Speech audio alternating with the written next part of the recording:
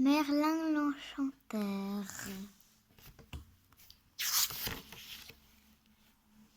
Il était une fois une épée qui faisait rêver tous les hommes du royaume d'Angleterre. Plantée dans une enclume, elle portait cette inscription. « Celui qui me sortira de la pierre sera roi d'Angleterre. » Aussi, tous les hommes du pays essayaient de la sortir de là et tiraient tant qu'ils pouvaient. Ils grommelaient comme des sangliers et transpiraient à grosses gouttes. Hélas, même le plus costaud d'entre eux, qui avait des biceps gros comme des ballons de basket, n'y parvenait pas. Ainsi, le désordre régnait dans ce pays privé de roi.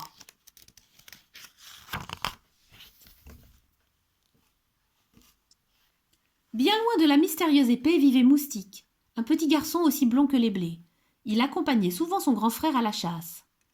Si Moustique était vif et malin, Kay, son frère aîné, était bête et ne savait même pas viser. Un beau jour, ce balourd planta sa flèche au sommet d'un arbre. Moustique grimpa de branche en branche pour la récupérer. Mais soudain il glissa et bascula dans le vide. « Ah !» cria-t-il. À la vitesse d'un boulet de canon, il passa à travers le toit d'une chaumière.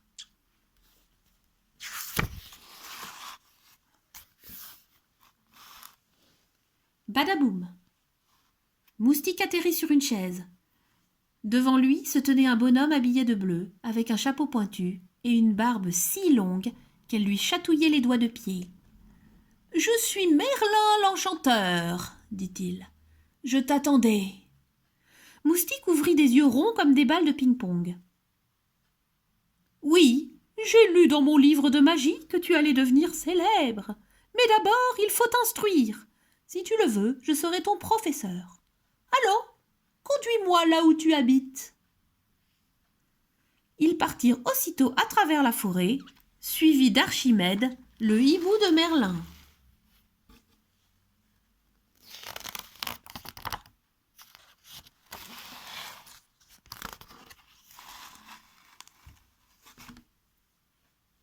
Moustique, qui n'avait plus de parents, habitait au château de Messire Hector, qui l'avait adopté. « Un grand destin attend votre fils, hein ?» lui dit fièrement le magicien. « Qu'est-ce que c'est que ces sornettes ?» rouspéta Hector. « Ce loustic est juste bon à faire la vaisselle. »« Je vous interdis de le traiter de la sorte, » grogna Merlin qui sentait la moutarde lui monter au nez. « Et d'abord, vieillard, qui êtes-vous pour me donner des ordres ?» rétorqua, furibond, Messire Hector. « Je suis Merlin l'Enchanteur, » répondit-il en déclenchant une tempête de neige. Impressionné, Messire Hector le laissa s'installer chez lui.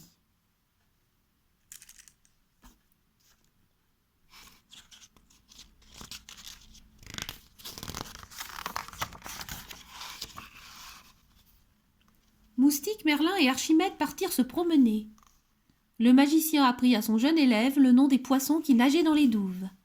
« Comment s'appelle celui-ci » questionna Merlin. Et il montra un poisson qui avait des petits pois sur son dos. « bafouilla le gamin. « C'est une truite » souffla le hibou. « J'aimerais bien nager comme elle » fit Moustique. Aussitôt dit, aussitôt fait, Merlin le transforma en poisson orange et lui-même en poisson bleu à lunettes.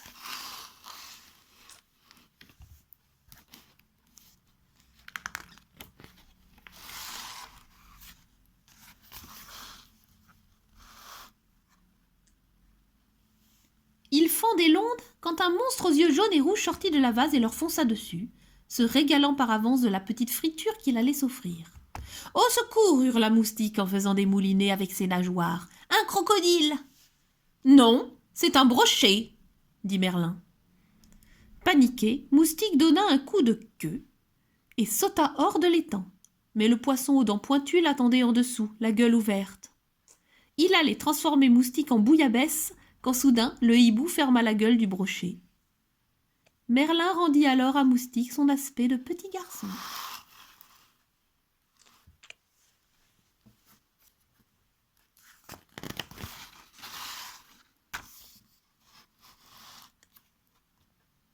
Quand Moustique rentra au château, Messire Hector l'attendait de pied ferme.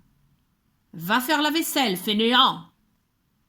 Le pauvre moustique fila tristement en cuisine, où les plats sales s'empilaient jusqu'au plafond. Soudain, surgit Merlin, caché derrière une tour Eiffel d'assiettes. Il leva sa baguette et hop, un merveilleux ballet commença. Les tasses dansaient dans les airs, les assiettes voltigeaient, les brosses astiquaient en cadence. La vaisselle se faisait toute seule.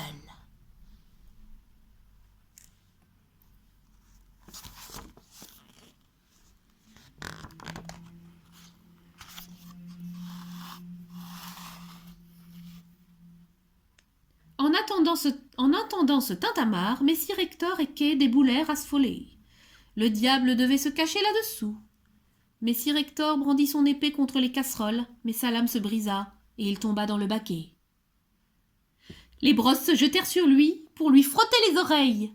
« À l'aide !» criait-il en crachant des bulles de savon. Mais Kay ne pouvait pas le secourir. D'une prise de judo bien envoyée, un balai le maintenait plaqué au sol, la tête ainsi coiffée d'une drôle de perruque. « Atchoum !» éternuait-il, le nez plein de balayures.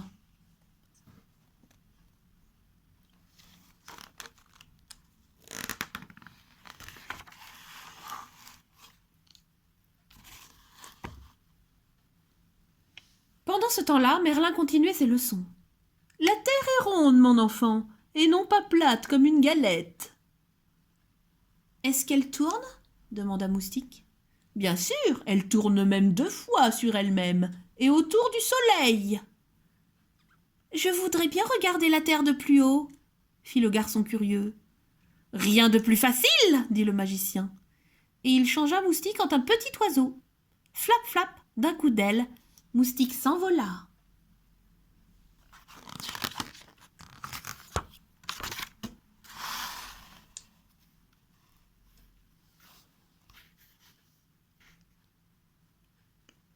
Moustique voulait voler jusqu'au nuage, quand un aigle traversa le ciel. Moustique eut juste le temps de voir ses grandes ailes au-dessus de lui. Vite, il fallait disparaître. Le rapace allait l'emporter dans ses serres. Le petit oiseau se laissa tomber comme une pierre et piqua tête la première dans la cheminée d'une maison. Les plumes pleines de suie, il atterrit chez une sorcière aux cheveux en bataille et à la mine renfrognée, Madame Mime. « Que fais-tu ici ?» grogna-t-elle méchamment. Mais Merlin veillait sur son protégé. Un coup de baguette et hop, il se retrouva chez Madame Mime. « C'est mon ami le magicien. Il est formidable !» s'écria Moustique, ravi de revoir son professeur. Madame Mime crut qu'elle allait s'étrangler de jalousie. « Formidable ?» glapit-elle. « Sûrement moins que moi ! Viens dehors et regarde ce que je sais faire. » Et pff, elle se transforma en crocodile. « Pouh, tu ne m'impressionnes pas, » dit Merlin. Il se changea en bouc et lui donna un coup de corne. Vexée, la sorcière devint serpent et se jeta sur lui en sifflant.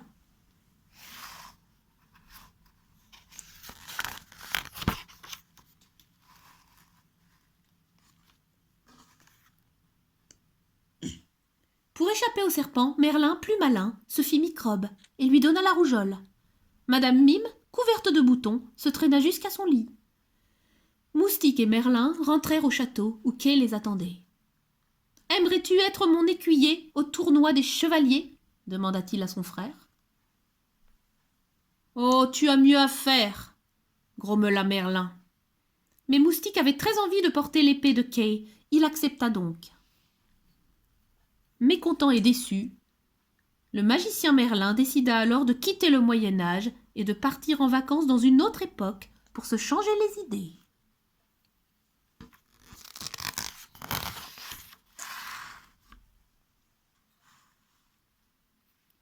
Kay, Moustique et leur père s'en allèrent à Londres, où le tournoi devait avoir lieu. Le voyage fut très long, et lorsqu'ils arrivèrent les premiers, les chevaliers avaient déjà commencé à s'affronter. Kay poussa soudain un beuglement. « Je ne trouve plus mon épée !» Moustique se mordit les lèvres. « Misère, je l'ai oubliée à l'auberge où nous avons dormi. » Mais cours la chercher, petit vaurien !» rugit Kay. Moustique détala immédiatement.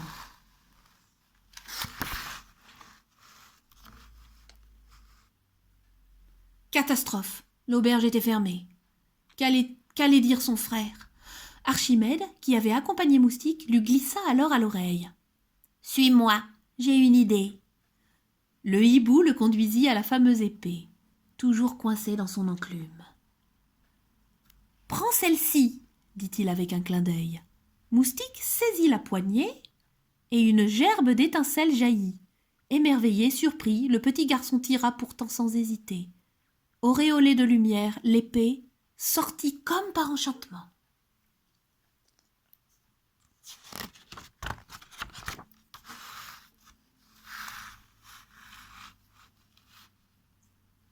Lorsque Moustique revint avec l'épée au tournoi, Messire Hector manqua de s'évanouir.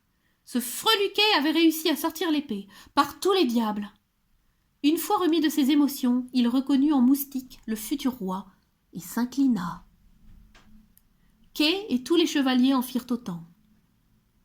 Moustique, qui s'appelait en fait Arthur, allait être couronné roi. Merlin rentra de vacances en catastrophe et eut juste le temps de passer son habit bleu par-dessus son caleçon de bain pour la cérémonie. « Pardonnez-moi, Majesté, dit-il au roi Arthur, ma fusée avait un peu de retard.